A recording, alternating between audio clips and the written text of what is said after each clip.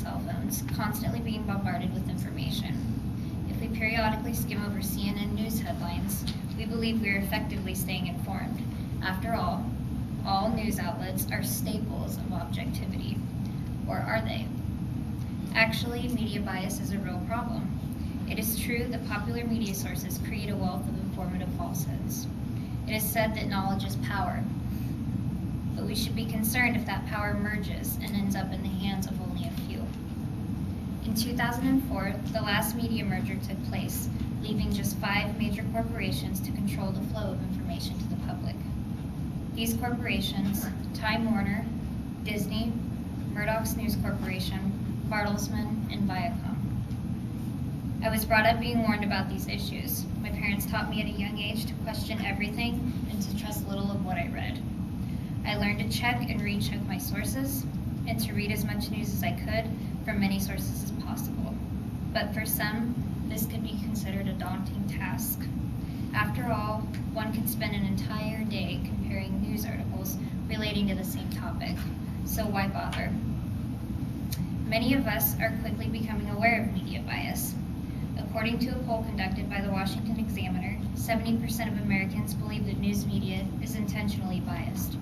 This fact helps to highlight the changes we are facing in this age of information sharing. Because the world is changing, so are our ways of communicating, and now more than ever, the ability to distinguish fact from fiction has become more than an opportunity. It has become a necessity.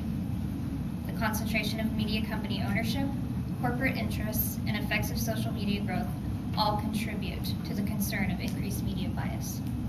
These factors are important to consider when choosing what news sources we're reading from. Let me share with you 2 images to help you understand this concentration of information. So the first one's already up. Between 1983 and 2004, the number of corporations controlling major U.S. media outlets were consolidated drastically, dropping from 50 companies to a mere 5. 48% of the U.S. population are now using social media outlets like Twitter and Facebook as their primary source of news and current events. Even radio communication is being monopolized. The San Diego Free Press stated that today there are 5 major corporations controlling the airwaves, the largest of which is Clear Channel Communications. The radio rules allow for a single company to own 8 stations in any given market with no limitations on nationwide ownership. With the merger of many media outlets on the rise, it is possible to envision that what we gather from these sources may, in fact, be false or misleading. So what can be done? Effectively comparing media coverage can be done, and here's how. It is important to find sources who are not owned by large institutions that share common interests. Begin reading from alternative news outlets that you deem reliable.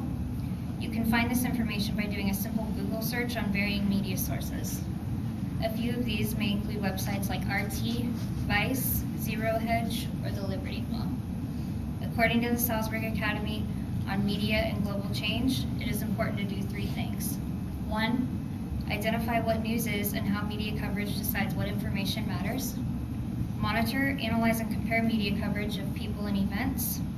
Understand media's role in shaping global issues.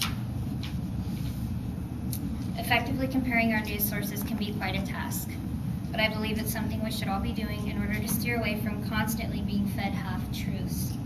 Contrary to popular belief, it is okay, and I think even necessary, to question everything. Benjamin Franklin said, "Believe none of what you hear and only half of what you see."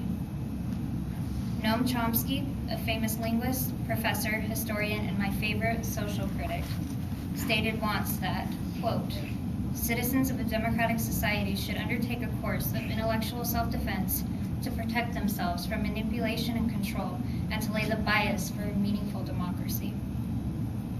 I believe this statement to be a warning to every individual living within the boundaries of a so-called democratic society. We have the freedom to choose what information we read and what we believe. Let us utilize that freedom.